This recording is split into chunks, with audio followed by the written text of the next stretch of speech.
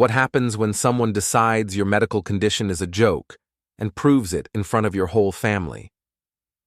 I stayed quiet when my sister smiled, said oops, and sweetened my drink against doctor's orders. She laughed after dessert, until I calmly placed something on the table that made the room go silent. Before we continue, we ask you to hit the hype button, subscribe, and like the video to help the channel grow. Tell us which city you are from in the comments. We would like to get to know our audience better.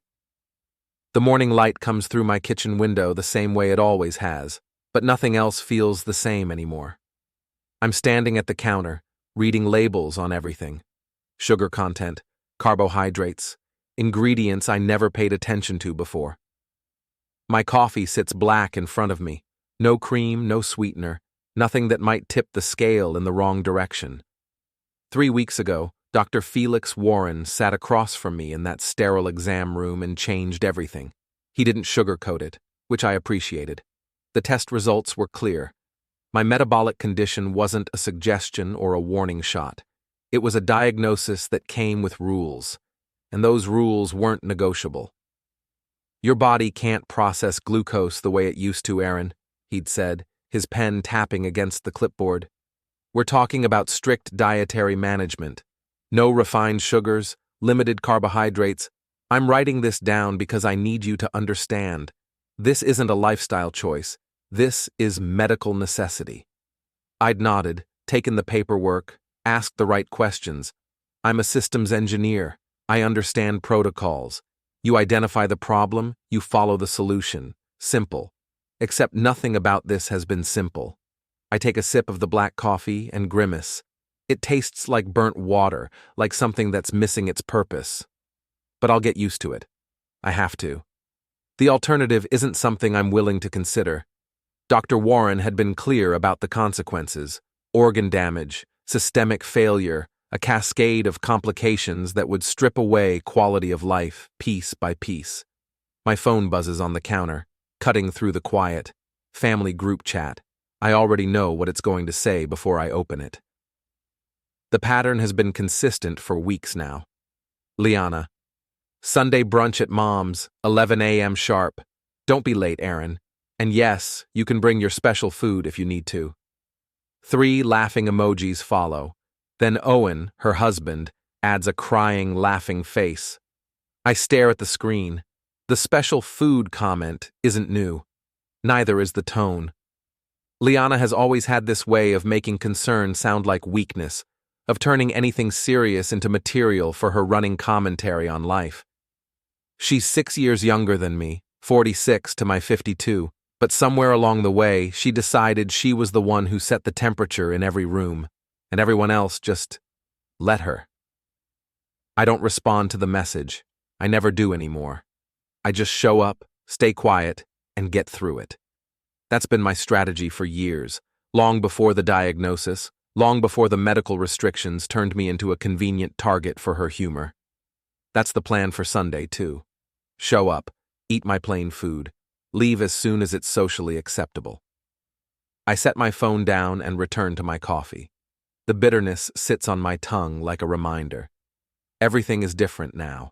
Everything requires attention, calculation, constant vigilance. A single mistake could trigger a cascade I can't afford. But that's my problem. My responsibility, not anyone else's. At least, that's what I keep telling myself. The kitchen feels smaller these days. The cabinets I used to fill with snacks and treats now hold rows of approved foods, plain rice cakes, unsalted nuts, vegetables that taste like cardboard without any seasoning. I've learned to eat for function rather than pleasure. It's a strange adjustment for someone who used to enjoy cooking, who used to spend Sunday mornings making elaborate breakfasts. Now Sunday mornings are about checking levels, taking medication, and preparing myself mentally for whatever commentary Liana has prepared. I walk to the window and look out at the street. My neighbor is washing his car, the hose spraying water across the driveway. His kids are running through the spray, laughing. Normal life.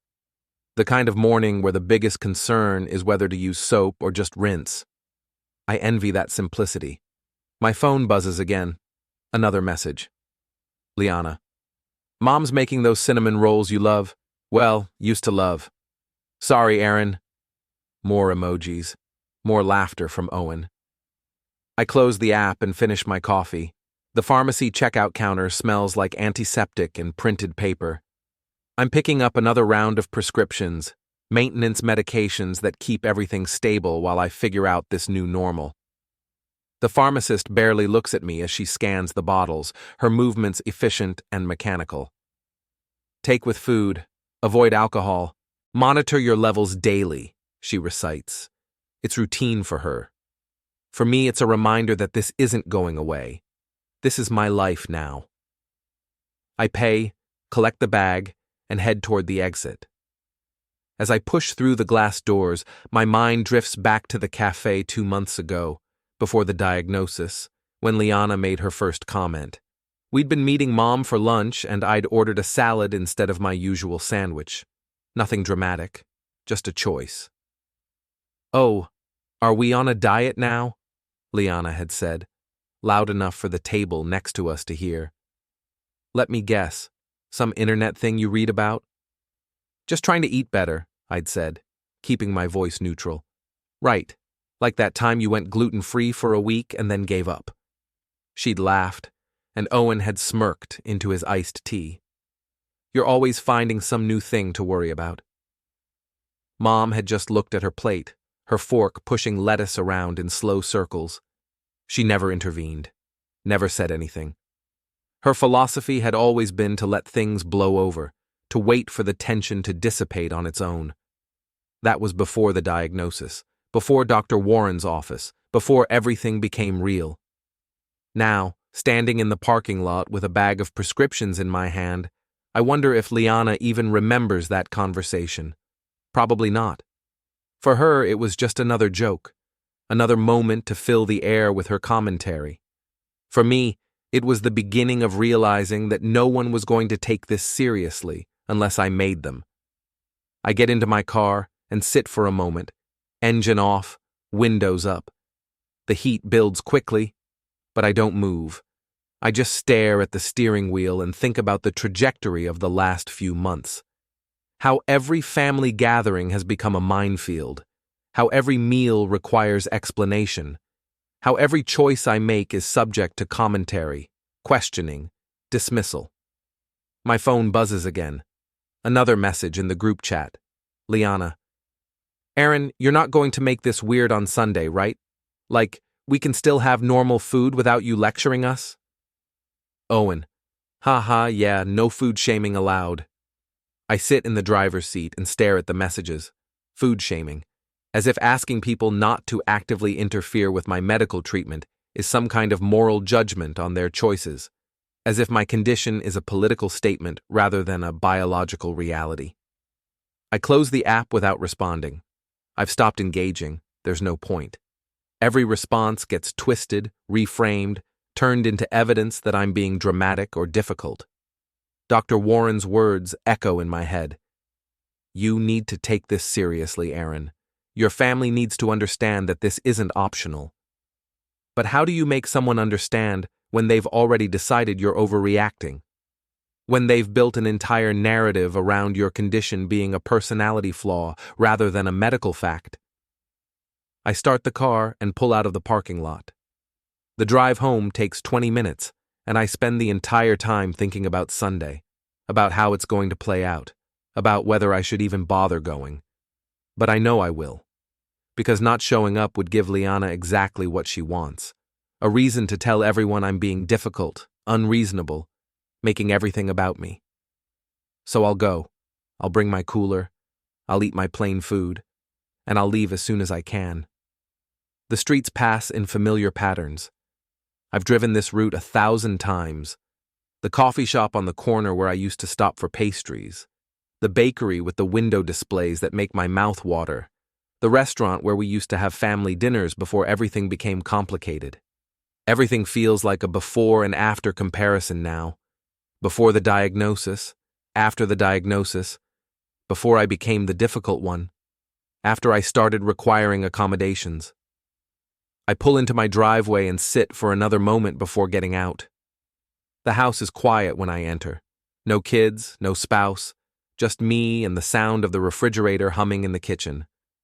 I've been single for 3 years now. My ex-wife left before any of this health stuff started, which in retrospect might have been a blessing. I can't imagine managing this condition while also managing someone else's opinions about it. At least here, in my own space, I can control the environment. I can keep the foods I need. I can prepare meals without commentary. I can exist without constant judgment. It's lonely sometimes, but it's also peaceful. I put the prescriptions away in the bathroom cabinet, organized by day and time. The pill organizer sits next to the sink, a weekly container with small compartments for morning and evening doses. It's the kind of thing retired people use.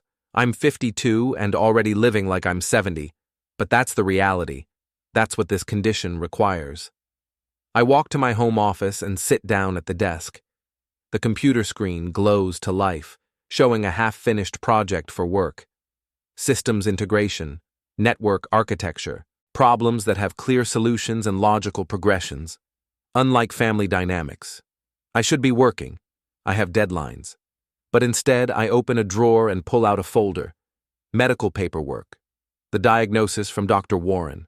The dietary restrictions. The prescription list. The lab results that confirmed everything. I've been keeping meticulous records. It's habit from my job. Document everything. Create a paper trail. Make sure nothing gets lost or forgotten. I didn't realize how important that habit would become. Sunday morning arrives the way it always does. Too early, too bright, and with the vague sense of dread that comes with mandatory family gatherings. I'm in my kitchen again, checking my levels, taking my medication, preparing for a meal that's going to be a minefield. The glucometer beeps, numbers appear on the small screen. Normal range, stable. I write them down in the log I've been keeping, a habit Dr. Warren insisted on. Documentation is your friend, he'd said. Track everything. I didn't understand why at the time. Now I'm beginning to. Mom's house is 20 minutes away. I pack a small cooler with safe options, plain vegetables, unseasoned protein, water bottles. I know how this will go. Liana will make a comment. Owen will laugh. Mom will try to smooth it over with some vague reassurance that everyone's just trying to have a good time. And I'll sit there, eat my plain food, and leave as soon as it's socially acceptable. That's the pattern. That's how it's been for weeks now. I arrive at 10:50. Early, but not so early that it looks like I'm trying to avoid overlap. The backyard patio is already set up. Table covered with platters of pastries, fruit salad, pitchers of juice, and iced tea. It looks beautiful. It also looks like a menu designed specifically to test my resolve. Mom greets me at the door with a hug that feels a little too tight, a little too compensatory. Her arms linger around my shoulders, as if the embrace can smooth over everything that's been building. Aaron, sweetheart, I'm so glad you're here. There's plain chicken if you need it, and I made sure the vegetables weren't cooked in butter. Thanks, Mom.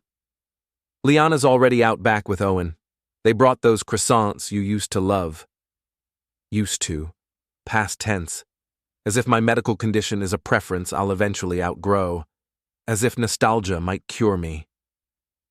I head outside. The morning sun is already warm, the kind of California brightness that makes everything look sharper, more defined. Liana is sitting at the patio table, sunglasses on, holding a mimosa. She grins when she sees me. There he is, the health guru himself. Morning, Liana. Morning. It's almost 11, but I guess you were probably up at dawn doing whatever it is you do now. Checking your levels, reading medical journals. Owen chuckles from his chair, his phone in one hand, mimosa in the other. Come on, babe. Be nice. I am being nice. I'm just saying, it's a lot, you know. All this intensity. I don't respond. I just set my cooler down and take a seat at the far end of the table. The distance feels deliberate, like I'm carving out space that can't be invaded. Mom brings out a tray of drinks, iced tea, lemonade, water. I point to the water. I'll take a bottle of water, please. Liana reaches for the pitcher of iced tea. Oh, come on, Aaron. Live a little. It's unsweetened. I made it myself. I hesitate. Unsweetened should be fine. Dr. Warren said unsweetened tea was acceptable, but there's something in Liana's tone that makes me pause. Something that feels like a test. You're sure it's unsweetened? Liana rolls her eyes. Yes, I'm sure. Relax, it's fine. She pours a glass and slides it across the table. The ice cubes clink against the sides. I watch the amber liquid settle, the condensation already forming on the glass. I take it. I take a sip. And immediately, I taste it. Sweetness. Subtle, but unmistakable. Not the clean taste of tea, but the cloying finish of sugar or honey. I set the glass down carefully. I don't say anything. I don't react. I just watch Liana across the table, and I see it. The tiny smile pulling at the corner of her mouth. The glance she exchanges with Owen. The way her shoulders relax as if she's just won something. She knew. She sweetened it on purpose. And she's waiting to see if I'll make a scene. The realization hits me like cold water. This isn't casual mockery. This isn't just another joke. This is deliberate interference. This is Liana deciding that my medical condition is less important than her need to prove a point. I reach for my water bottle instead and take a long drink. The plain water washes away the sweetness, but it doesn't wash away what just happened. Mom brings out the food. Eggs scrambled with cheese, bacon glistening with grease, those croissants Liana mentioned, golden and flaky, fruit salad that's probably been tossed in a sugar syrup, pastries dusted with powdered sugar. Everything I can't have. I open my cooler and pull out my containers. Plain grilled chicken, steamed broccoli, carrot sticks. It looks like prison food compared to what's on the table. Wow, Aaron, Liana says, eyeing my food. That looks appetizing. It's what I need to eat. Right, because of your condition. She says it with air quotes. Actual air quotes. Owen laughs. Come on, babe. What? I'm just saying. It seems extreme, like one piece of bacon isn't going to hurt him. Actually, it might, I say quietly. Oh, please. You're not allergic. You're not going to go into shock. You're just on a diet. It's not a diet. It's medical treatment. Same difference. Mom sits down at the head of the table, her face tight with discomfort. Let's just eat, okay? Everyone has what they need. We eat in relative silence. I work through my plain food while everyone else enjoys theirs. The conversation drifts to safe topics. Mom's garden, Owen's golf game, Liana's plans for redecorating their living room. I contribute minimally. Just enough to not seem rude. But I can't stop thinking about that tea. About the deliberate sweetening. About the smile on Liana's face. This wasn't an accident. This was a choice. And something inside me shifts. After brunch, I help Mom clear the table. Liana and Owen have moved to the patio chairs, scrolling through their phones and occasionally showing each other something that makes them laugh. Their voices carry through the open door, casual, relaxed, unburdened by what just happened. Aaron, Mom says quietly as we stand at the sink. Are you okay? I'm fine. You barely ate. I ate what I could. She pauses, her hands submerged in soapy water. The dishes clink softly as she moves them around, not really washing, just occupying her hands with something to do. Liana doesn't mean anything by it, you know. She's just... That's how she is. She jokes.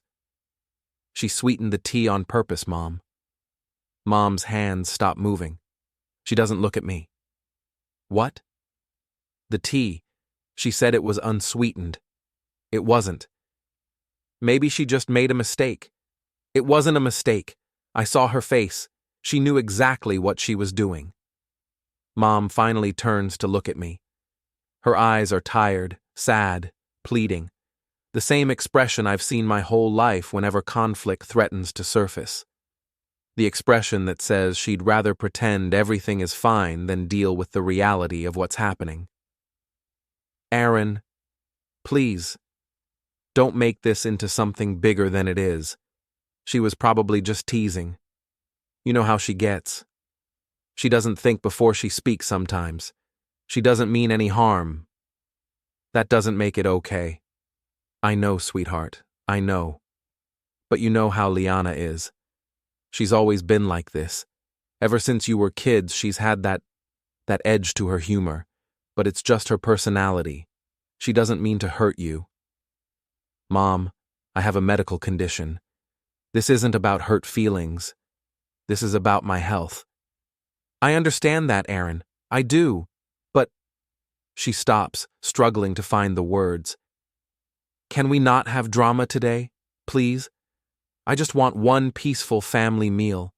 Just one Sunday where everyone gets along and no one is upset. And there it is. The same request she's been making my entire life.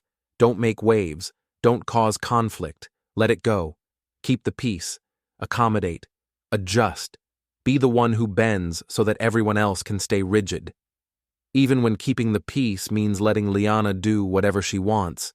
Even when it means ignoring deliberate harm. I dry my hands on a towel, the fabric rough against my palms. I need to go, Mom. Already? You just got here. We haven't even had coffee yet. I have things to take care of. She doesn't argue. She just nods, her face resigned, her shoulders sagging slightly. Okay. Thank you for coming. I know it's not easy for you right now with all the dietary restrictions. I appreciate you making the effort. The effort. As if showing up while people mock my medical condition is some kind of favor I'm doing them. I grab my cooler from beside the table and head for the door. Liana calls out from the patio, her voice bright and sharp. Leaving so soon, Aaron? We were just getting started. Owen was about to tell that story about his golf game. You know, the one where he almost got a hole in one. You'll love it. Her tone is mocking, performative. She knows I'm leaving because of what she did. She knows, and she's enjoying it. I don't respond. I just walk to my car, get in, and drive away. The streets pass in a blur. I'm not angry. Not exactly. Anger would be too hot, too immediate, too reactive. What I feel is colder, more calculated, more final. It's the feeling of a decision solidifying, of a line being drawn that can never be uncrossed. I've spent my entire adult life accommodating Liana, being the easy target, the one who doesn't fight back, the one who takes the jokes and the comments and the little cruelties because making an issue of it would cause family drama, and family drama is the worst thing that could possibly happen. Worse than mockery. Worse than dismissal. Worse than someone deliberately interfering with my medical treatment. I pull into a parking lot, a grocery store I don't need to visit, and just sit there with the engine running. The air conditioning blows cold against my face. A family walks past my car, parents with 2 young kids, everyone laughing about something. Normal Sunday afternoon, normal life. My phone sits on the passenger seat, screen dark. I pick it up and open the family group chat. I scroll back through weeks of messages. The pattern is undeniable once you look for it. Liana. Aaron's being health conscious again. Hide the cookies. Owen. Laughing emoji. Liana. Sunday brunch. Aaron, bring your rabbit food. Owen. LOL. Liana. Mom, don't make anything Aaron can eat. He'll just complain about it anyway. Liana. Aaron's new diet. Fear and anxiety. Owen. Crying laughing face. Message after message after message. Weeks of it. Months, if I'm honest. It didn't start with the diagnosis. It started years ago with every choice I made that Liana deemed worthy of commentary. But the diagnosis gave her new material. Fresh ammunition. A target that's both more vulnerable and more legitimate to mock, because now it's health paranoia instead of just regular paranoia. I open a note-taking app and start typing. Date, Sunday, current date. Location, mom's house, backyard brunch. Incident. Liana deliberately sweetened iced tea after being asked if it was unsweetened. Confirmed it was safe when it wasn't. Served compromised beverage, watched for my reaction with visible amusement. Witnesses: Mom, Marlene Whitlock; Owen Hale, Liana's husband. Response from witnesses: none.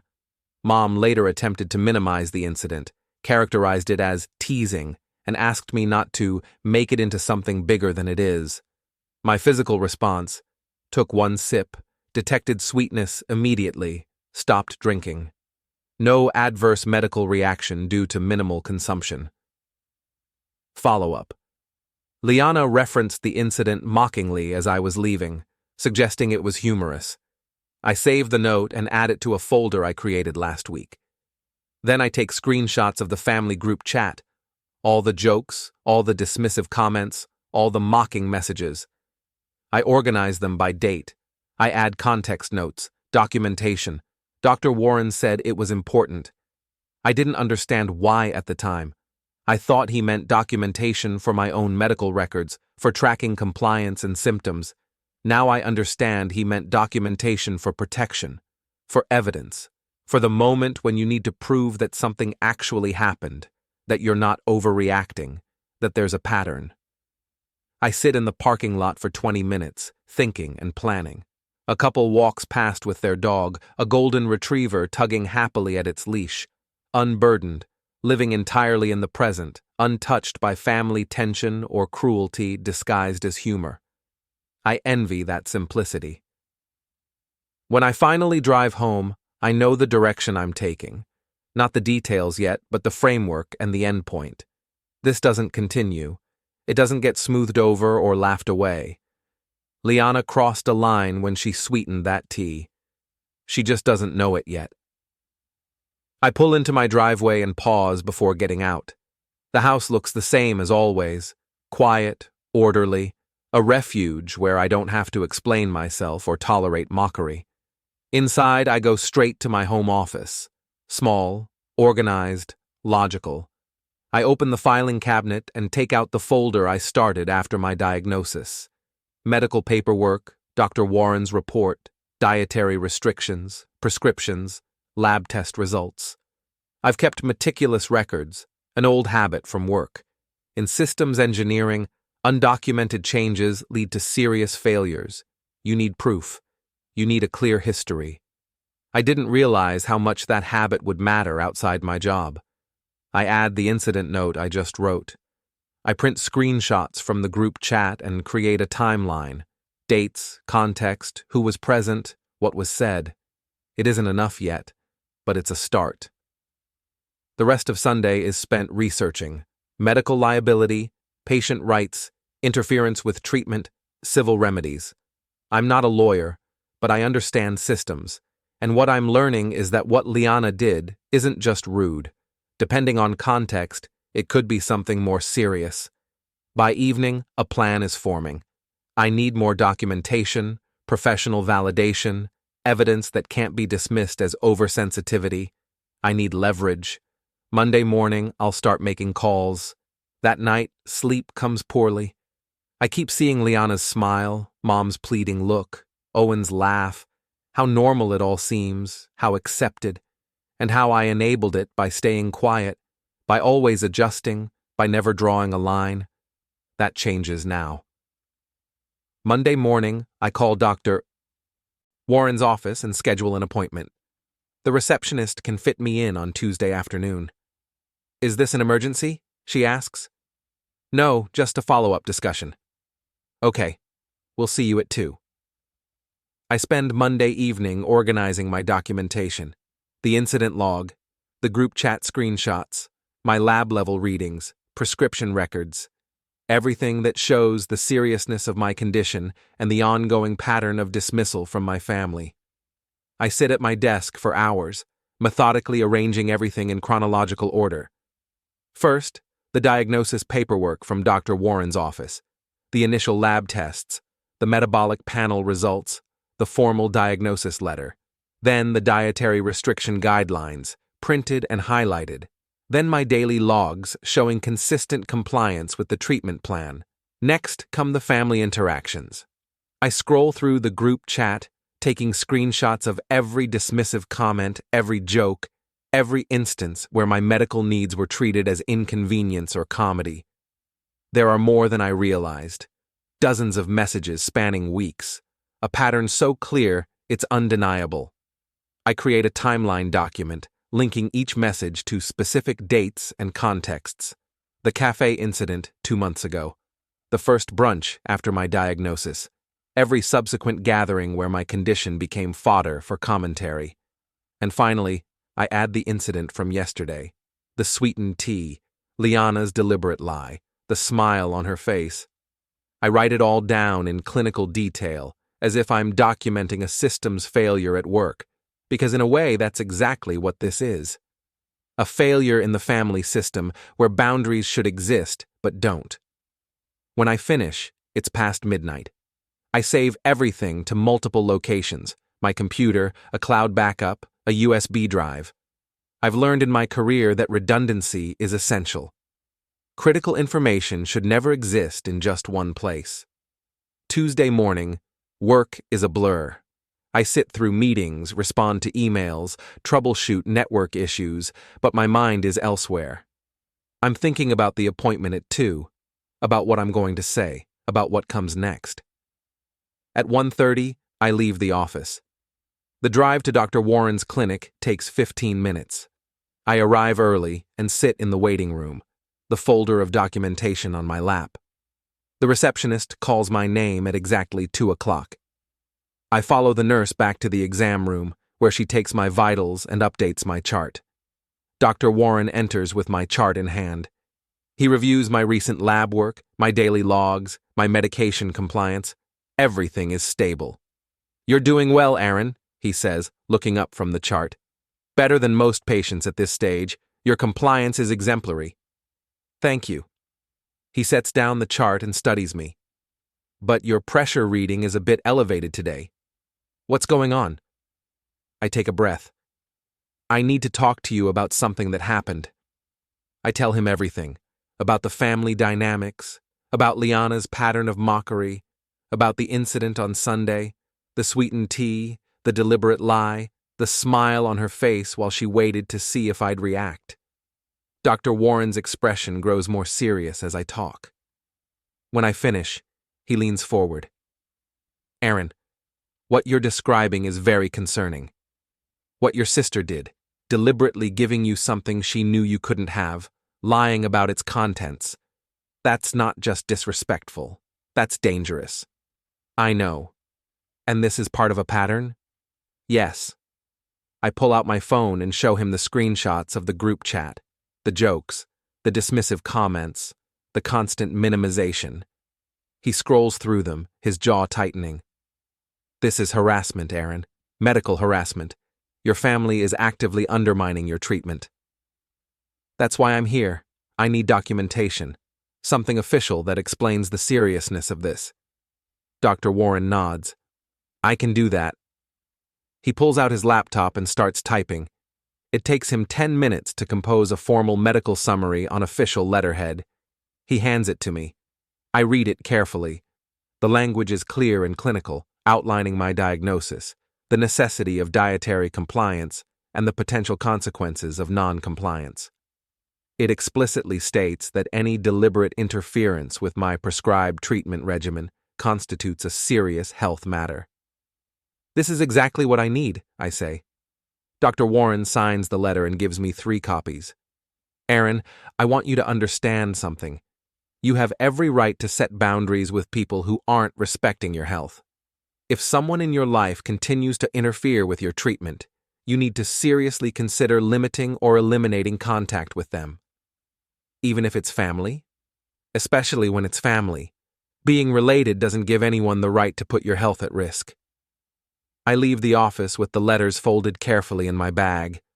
The drive from the clinic to the bank takes 10 minutes. Patricia, my account manager, greets me professionally. "Aaron, good to see you. What can I help you with today?" "I need to update some account documentation and establish some medical directives on file." We spend 30 minutes going through the details. She makes copies of Dr. Warren's letter, attaches them to my account, and generates a comprehensive financial record of my medical treatment. Pages of prescriptions, doctor visits, lab work. When I leave the bank, I have another folder of documents proving everything. On Wednesday, I visit a law office. Ms. Brennan listens as I explain the situation, then outlines my options. First, continue documenting everything, she says. Second, you can establish formal written boundaries. Third, you have the right to limit or eliminate contact with people who endanger your health. If the interference continues and causes actual harm, there could be grounds for civil action or even criminal charges. She writes a brief advisory memo outlining my rights and the potential legal pathways. What you've described isn't normal family teasing, she says. That's a pattern of harmful behavior. You're not overreacting. You're protecting yourself. I leave with the advisory memo and drive home. At home, I spread everything out on my dining room table. Dr. Warren's letters, the bank records, the legal memo, the screenshots, the incident logs. I spend Wednesday evening organizing everything into a comprehensive folder with tabs for each section: medical documentation, financial records, incident history, legal advisory. It's methodical, professional, undeniable. Thursday morning, I wake up to the notification I've been expecting. Family group chat. Liana. Same time, same place this Sunday. Mom's making her famous French toast. Aaron, don't worry. We'll have plain toast for you too. LOL. Owen. Crying, laughing emoji. I stare at the message. French toast. One of the most sugar-heavy breakfast items possible. And Liana knows it. This time, I respond. Aaron. I'll be there. The response is almost immediate. Liana. Really? I'm shocked. Thought you'd be too busy monitoring your levels or whatever. Owen.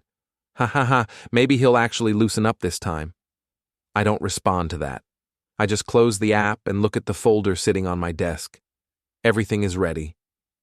The next few days pass slowly. I go to work, check my levels, take my medication, prepare meals. But in the back of my mind, Sunday is waiting. Friday evening, Mom calls. Aaron, sweetheart, I just wanted to make sure you're coming on Sunday. I'm coming. Good. That makes me happy. She pauses. Liana mentioned you seemed upset last week. Did she? She said you accused her of sweetening your tea on purpose. That's not true, is it? I'm sure it was just a mistake. It wasn't a mistake, Mom. Aaron, please. She wouldn't do that deliberately. She's your sister. That's exactly why she thought she could get away with it. Silence on the other end. Then, can we please just have a nice brunch? No conflict, no accusations. That depends on whether anyone interferes with my medical treatment again. Aaron, I'll see you Sunday, Mom. I hang up before she can respond. Saturday, I prepare meticulously. I pack my cooler with even more food than usual, enough that I won't need anything from the table. Plain grilled chicken, steamed vegetables, plain rice, hard-boiled eggs. Everything I need to get through the meal, completely self-sufficient. I print extra copies of all the documentation, Dr. Warren's letter, the bank records, the legal memo, the group chat screenshots. Everything goes into the folder. I prepare 3 complete sets, one for me, one to leave on the table, one backup in my car. I check my levels multiple times throughout the day, all normal, all stable. My body is responding perfectly to the treatment protocol. I lay out my clothes for tomorrow. Khakis, a button-down shirt, nothing too formal, nothing too casual. Professional, neutral, unreadable. This isn't about emotion. This is about establishing a boundary that can never be crossed again. Saturday evening, I review everything one more time. The medical summary, the financial records, the legal advisory, the incident documentation. Every piece fits together like a puzzle, creating a picture that's impossible to deny or dismiss. I go to bed early but don't sleep well. My mind runs through scenarios, conversations, reactions. How will Liana respond? Will Mom cry? Will Owen try to defend his wife? It doesn't matter. The documentation speaks for itself. Sunday morning, I'm up at 6. I go through my routine with mechanical precision. Check levels, normal. Take medication, done. Eat breakfast. Plain oatmeal with nothing added. Everything exactly as it should be. I shower, get dressed, load everything into my car, the cooler, the folder, extra water bottles, my phone fully charged. At 10:40, I pull out of my driveway. The drive to Mom's house should take 20 minutes. Every red light, every stop sign, every turn feels weighted with significance. I arrive at 10:50, exactly on time. The backyard patio is set up the same way it always is. The table is covered with food, platters of French toast dusted with powdered sugar, bowls of syrup, fresh berries and cream, bacon, sausages. It looks like a magazine spread. Mom greets me at the door. Her hug is tentative, uncertain. Aaron, I'm glad you're here. Hi, Mom. There's plain eggs if you need them, and I have whole wheat bread for toast, no sugar. Thank you. I head outside. Liana is already at the table, sunglasses on, mimosa in hand. Owen sits beside her, scrolling through his phone. Aaron, Liana calls out. You actually came, I'm impressed. Thought you might bail after last week's tea drama. Tea drama? I say, setting down my cooler. You know, when you got all paranoid about the iced tea. We still don't know what that was about. Owen chuckles. Yeah, man. You seemed really worked up over nothing. I don't respond. I just take my seat at the far end of the table. Mom brings out drinks. Liana reaches for the pitcher before Mom can offer me anything. Here, Aaron. I made fresh lemonade, completely unsweetened, I promise. She grins. Scout's honor. She pours a glass and slides it toward me. The condensation runs down the sides. The liquid is pale yellow, innocent looking. I'll stick with water, I say. Oh, come on, don't be like that. I promise it's fine. I said I'll stick with water. Liana's smile falters slightly. She exchanges a glance with Owen, who shrugs. Mom sits down, her hands clasped tightly in her lap. Let's eat, everyone. Brunch proceeds. I open my cooler and pull out my containers. Plain scrambled eggs, dry toast, vegetables. It looks depressing compared to the spread on the table, but it's what I can eat. The conversation drifts through familiar topics. Owen's work project, Liana's shopping trip, Mom's book club.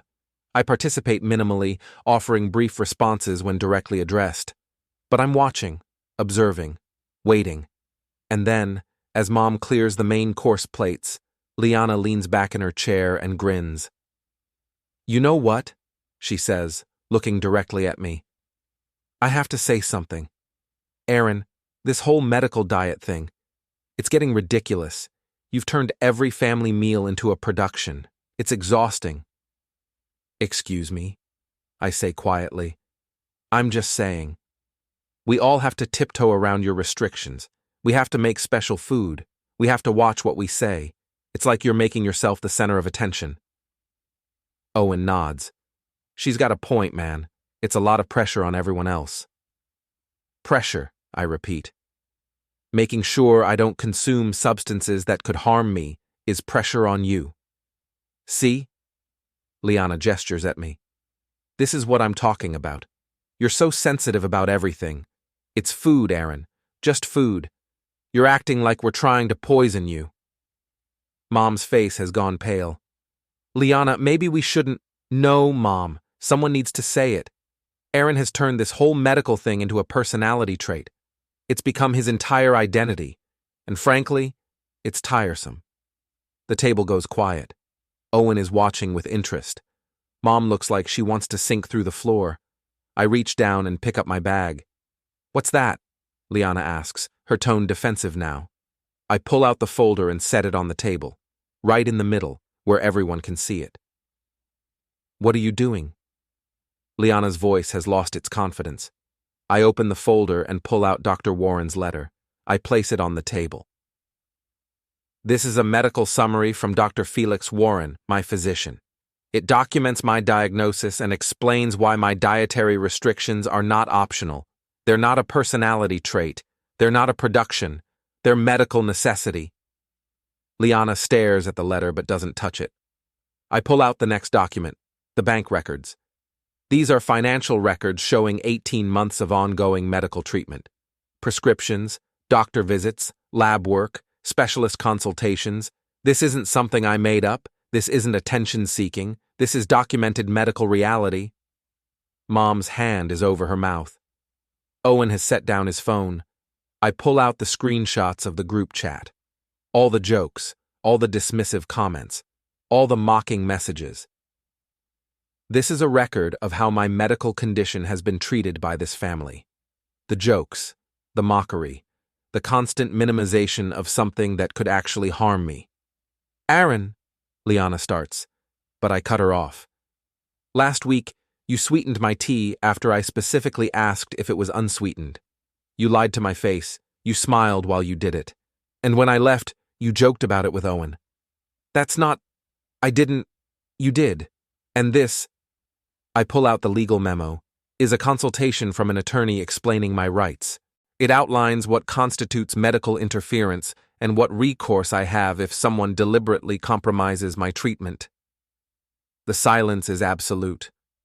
Liana's face has gone from defensive to pale. Her hands are shaking slightly. I'm not filing a lawsuit, I continue, my voice steady. I'm not making threats. I'm simply establishing a boundary. What you did last week was not a joke. It was deliberate interference with my medical treatment, and if it happens again, I will take every legal step available to protect myself. I look at each of them in turn. Mom, whose eyes are filled with tears. Owen, who looks shocked. Liana, who can't meet my gaze. You all thought this was funny. You thought I was being dramatic. You thought I wouldn't do anything, that I'd just keep taking it. I stand up, leaving all the documents spread across the table. I'm done taking it. I pick up my bag and cooler. No one stops me. No one says a word. The only sound is my footsteps on the tile floor, the click of the door handle, the rush of outside air as I step into the sunlight.